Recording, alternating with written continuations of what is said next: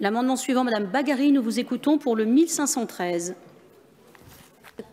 Merci Madame la Présidente. En fait, cet amendement va dans le même sens que celui de ma collègue Audrey Dufeu-Joubert. Parce qu'effectivement, je voulais en fait qu'on puisse dire que notamment ces hôpitaux de proximité faisaient aussi des soins palliatifs. Les soins palliatifs, quel meilleur endroit de le faire qu'en proximité, près de sa famille, près des gens de son domicile également. Malheureusement, ces lits de soins palliatifs ne sont pas assez reconnus. Ils autorisent un certain financement et les hôpitaux de proximité, me semble être le meilleur endroit pour pouvoir le faire.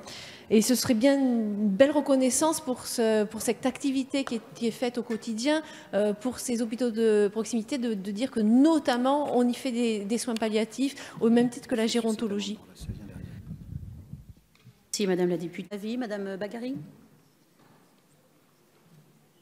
Je voulais quand même dire que, bien entendu, les soins palliatifs sont prodigués, et pas que dans les services de médecine d'ailleurs, puisque moi, dans mon hôpital de Riez, dans les Alpes de Provence, 1800 habitants, qui est un hôpital de proximité, on le pratique déjà, y compris dans les services de soins de suite ou dans l'EHPAD qui est rattaché.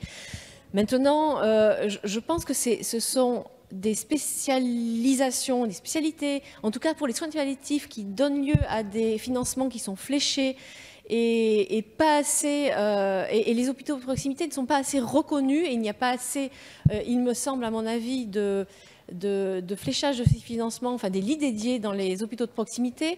Bien entendu, on peut utiliser l'équipe mobile de soins palliatifs, je le veux bien.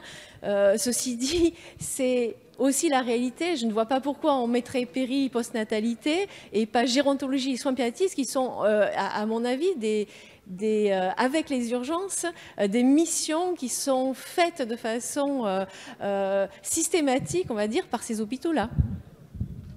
Avec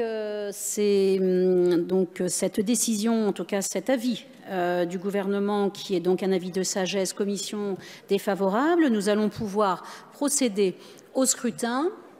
Tout le monde a regagné sa place. Donc, sur cet amendement 1513, le scrutin est ouvert. Le scrutin est clos.